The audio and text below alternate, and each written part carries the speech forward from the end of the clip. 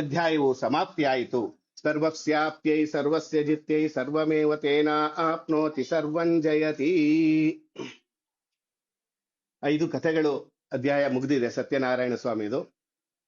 ಮತ್ತೆ ಇನ್ನೊಂದು ಉತ್ತಮವಾದ ವಿಷಯ ಎಂದು ಅಂತ ಹೇಳಿದ್ರೆ, ನಾವು ನಮ್ಗೆ ಒಳ್ಳೇದಾಗ್ಲಿ ಅಂತ ಹೇಳಿ ಪ್ರತಿ ಸಾರಿ ನಾವು ಸತ್ಯನಾರಾಯಣ ಸ್ವಾಮಿ ಅಂದ್ರೆ ಸಂತಾನವಿಲ್ಲದವರಿಗೆ ಸಂತಾನ ಕೊಡ್ತಾನೆ, ಹಣ ಇಲ್ಲದವರಿಗೆ ಹಣ ಕೊಡ್ತಾನೆ, ಧೈರ್ಯ ಇಲ್ಲದೆ ಇರೋರಿಗೆ ಧೈರ್ಯ ಕೊಡ್ತಾನೆ, ಹೀಗಂತ ಹೇಳಿ ಸತ್ಯನಾರಾಯಣ ಪೂಜೆಯನ್ನು ನಾವು ಅವಾಗ ಮಾಡ್ತಾ ಇರ್ತೀವಿ. ಸತ್ಯನಾರಾಯಣ ಪೂಜೆ ಮಾಡಬಹುದು, ಬೇರೆ ಬೇರೆ ದೇವತೆಗಳ ಹೋಮ ಹವನಗಳನ್ನು ಮಾಡಬಹುದು. ಹಾಗೆಯೇ ಮತ್ತೆ ನಾವು ನಮ್ಮ ದೇಹವನ್ನು ಕಾಪಾಡಿಕೊಳ್ಳೋದು, ನಮ್ಮ ದೇಹ ಮತ್ತೆ ದೇಶ ಎರಡೂ ಒಂದೇ.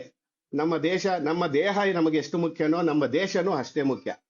ಹಾಗಾಗಿ ನಮ್ಮ ದೇಹವನ್ನು ಕಾಪಾಡಿಕೊಳ್ಬೇಕಾದ್ರೆ ನಾವು ಪ್ರತಿ ದಿವಸ ನಮಗ್ ಬೇಕಾದಂತ ಒಳ್ಳೆ ಉತ್ತಮವಾದ ಆಹಾರ ಮತ್ತೆ ಹಾರ್ಲಿಕ್ಸು, ಹಾಲು ಇತ್ಯಾದಿಗಳನ್ನು ತಗೊಳ್ತೀವಿ.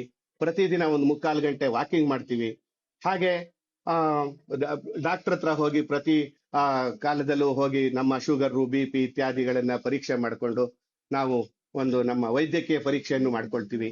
ನಮ್ಮ ದೇಹ ಚೆನ್ನಾಗಿರ್ಲಿ ಅಂತ ನಮ್ಮ ದೇಹಕ್ಕೆ ಹೊರಗಡೆಯಿಂದ ಅಟ್ಯಾಕ್ ಮಾಡಿರ್ತಕ್ಕಂಥ ಕ್ರಿಮಿಕೀಟಗಳು, ಕ್ಯಾನ್ಸರ್ ಇತ್ಯಾದಿ ನಮ್ಮ ಮೇಲೆ ಪ್ರಭಾವ ಬೀರದೇ ಇರಲಿ ಅಂತ ಹೇಳಿ ಆ ಕಾಲಕ್ಕೆ ತಕ್ಕಂತೆ ನಾವು ಅದಕ್ಕೆ ತಕ್ಕಂತೆ ವೈದ್ಯಕೀಯ ಸಲಹೆಯನ್ನು ತೆಗೆದುಕೊಂಡು ಅದಕ್ಕೆ ಪರಿಹಾರವನ್ನು ಸಹ ಮಾಡ್ಕೊಳ್ತೀವಿ.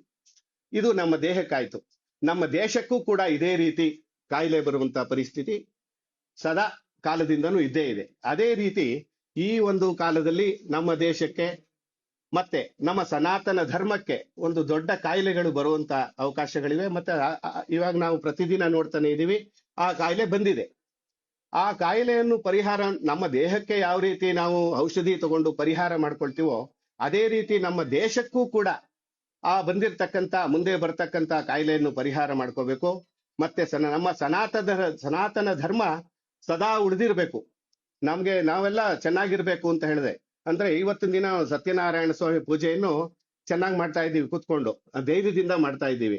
ಇನ್ನೊಂದು 10 ವರ್ಷಗಳ ಕಾಲ ನಾವು ಇದೇ ರೀತಿ ನಿದ್ರೆ ಮಾಡಿದ್ದಾದ್ರೆ ನಾವು ಈ ಸತ್ಯನಾರಾಯಣ ಪೂಜೆಯನ್ನು ಮಾಡುವಂತ ಸಮಯದಲ್ಲೇ ಯಾರೋ ಬಂದು ನಮ್ಮನ್ನ ಹೊರಗಡೆ ಎಳೆದಾಕಿ ನೀವು ಇದು ಪೂಜೆ ಮಾಡೋಕ್ ಕೂಡ್ದು, ನೀವು ಇನ್ನು ಮುಂದೆ ಇದೆಲ್ಲ ಆಚರಿಸಬೇಡಿ ಅಂತ ಹೇಳಿ ನಮ್ಮನ್ನೆಲ್ಲ ಹೊರಗಡೆ ದಬ್ಬುವಂತ ಕಾಲ ಬಂದೇ ಬರುತ್ತೆ. ಅದ್ಯಾವುದು ಬರಬಾರ್ದು. ಅಂದ್ರೆ ನಮ್ಮ ದೇಹ ನಾವು ಚೆನ್ನಾಗಿರ್ಬೇಕು ಅಂತ ಹೇಗೆ ಬಯಸುತ್ತೇವೋ ಅದೇ ರೀತಿ ನಮ್ಮ ದೇಶ ಚೆನ್ನಾಗಿರ್ಬೇಕು, ನಮ್ಮ ಸನಾತನ ಧರ್ಮ ಸದಾ ಹೀಗೆ ಉಳಿದಿರ್ಬೇಕು ಅಂತ ಹೇಳಿದ್ರೆ ಈ ತಿಂಗಳ 26ನೇ ತಾರೀಕು ಚುನಾವಣೆ ಬರ್ತಾ ಇದೆ. ಚುನಾವಣೆಯಲ್ಲಿ ಮತವನ್ನು ಚಲಾಯಿಸುವುದರ ಮುಖಾಂತರ ಪ್ರತಿಯೊಬ್ಬರು ಆ ಭಗವಂತನ ಕೃಪೆಗೆ ಪಾತ್ರರಾಗಬೇಕು. ಭಗವಂತನ ಕೃಪೆಗೆ ಹೇಗಪ್ಪ, ಇದಕ್ಕೂ ಅದಕ್ಕೂ ಹೇಗೆ ಸಂಬಂಧ ಅಂತ ಹೇಳಿದ್ರೆ, ನಮ್ಮ ಸನಾತನ ಧರ್ಮ ಉಳಿಬೇಕು ಅಂತ ಹೇಳಿದ್ರೆ ಉಳಿಯೋದಕ್ಕೆ ನಾವು ಸಹಾಯ ಮಾಡ್ತಾ ಇದೀವಿ ಅಂತ ಹೇಳಿದ್ರೆ ಆ ಭಗವಂತನಿಗೆ ಪ್ರೀತಿ ಆಗತ್ತೆ. ಅದೇ ರೀತಿ ನಮ್ಮ ದೇಹ ಉಳಿಸ್ಕೊಳ್ಳೋದಕ್ಕೆ ಹೇಗೆ ಪ್ರಯತ್ನ ಪಡ್ತೀವೋ ಅದೇ ರೀತಿ ನಮ್ಮ ದೇಶವನ್ನು, ನಮ್ಮ ಸನಾತನ ಧರ್ಮವನ್ನು ಉಳಿಸ್ಕೊಳ್ಬೇಕಾದ್ರೆ ನಾವು ಈ 26ನೇ ತಾರೀಕು ನಮ್ಮ ಕಾರ್ಯಗಳು ಯಾವುದೇ ಬಿಟ್ರು, ಮದುವೆ ಮುಂಜಿ ಅಲ್ಲಿ ಇಲ್ಲಿ ಪ್ರಯಾಣ ಹೋಗಿ ಯಾವುದೋ ದೇವಸ್ಥಾನಕ್ಕೆ ಹೋಗೋದು, ಇನ್ಯಾವುದೋ ಕ್ಷೇತ್ರಕ್ಕೆ ಹೋಗೋದು, ಇದೆಲ್ಲ ಬಿಟ್ಟು ನಮ್ಮ ಮನೆಯಲ್ಲಿಯೇ ಇದ್ದು ಮತ್ತೆ ನಮ್ಮ ಮನೆಯಿಂದ ಹೊರಗಡೆ ಹೋಗಿರ್ತಕ್ಕಂಥ ಯಾವುದೇ ವ್ಯಕ್ತಿಗಳಾಗಿರ್ಬೋದು ಅವ್ರನ್ನ ಹಿಂದಿನ ದಿನ ರಾತ್ರಿಯೇ ವಾಪಸ್ ಬಂದು ಇದ್ದು ಆ 26ನೇ ತಾರೀಕು ಮತದಾನ ಮಾಡ್ಬೇಕು. ಮತದಾನ ನೀವು ಯಾರಿಗಾದ್ರೂ ಮಾಡ್ಕೊಳ್ಳಿ.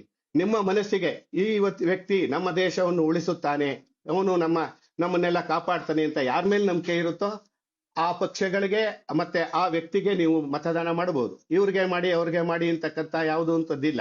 ಆ ಪರಮಾತ್ಮನ, ಆ ಭಗವಂತ ಶ್ರೀಮನ್ ನಾರಾಯಣನಿಗೆ ಪ್ರೀತಿಯಾಗುವ ರೀತಿಯಲ್ಲಿ ಮತ್ತೆ ನಿಮ್ಮ ಸ್ವಾರ್ಥ ನಮಗೆ ಅನುಕೂಲವಾಗುವ ರೀತಿಯಲ್ಲಿ 26ನೇ ತಾರೀಕು ಭಕ್ತಾದಿಗಳೆಲ್ಲರೂ ಇಲ್ಲಿಗೆ ಬಂದಿರತಕ್ಕಂಥವ್ರು ತಮಗೆ ಪರಿಚಯ ಇರುವಂತವ್ರಿಗೆಲ್ಲ ಹೇಳಿ ತಮ್ಮ ಮನೆಯಲ್ಲಿರ್ತಕ್ಕಂಥ ಮತಗಳನ್ನೆಲ್ಲ ಅದನ್ನು ವೇಸ್ಟ್ ಮಾಡದೇನೆ ದಯವಿಟ್ಟು ಮತದಾನ ಮಾಡಬೇಕು ಅಂತ ಬೇಡ್ಕೊಂಡು ತಾವೆಲ್ಲರೂ ಆ ಭಗವಂತ ಶ್ರೀಮನ್ ಸತ್ಯನಾರಾಯಣ ಸ್ವಾಮಿಯ ಕೃಪೆಗೆ ಪಾತ್ರರಾಗಬೇಕು ಅಂತ ಬೇಡ್ಕೊಳ್ತಾ ಇದ್ದೀನಿ.